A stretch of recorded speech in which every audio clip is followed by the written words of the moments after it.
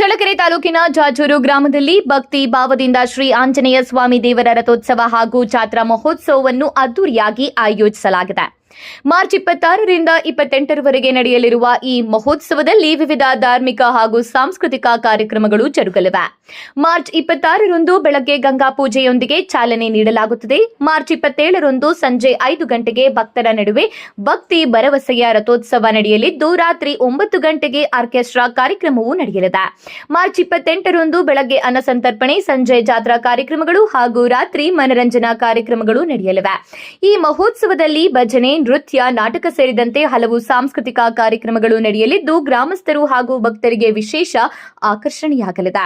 ಭಕ್ತಾದಿಗಳು ಹೆಚ್ಚಿನ ಸಂಖ್ಯೆಯಲ್ಲಿ ಆಗಮಿಸಿ ದೇವರ ಕೃಪೆಗೆ ಪಾತ್ರರಾಗುವಂತೆ ದೇವಸ್ಥಾನದ ಆಡಳಿತ ಮಂಡಳಿ ಮನವಿ ಮಾಡಿಕೊಂಡಿದೆ.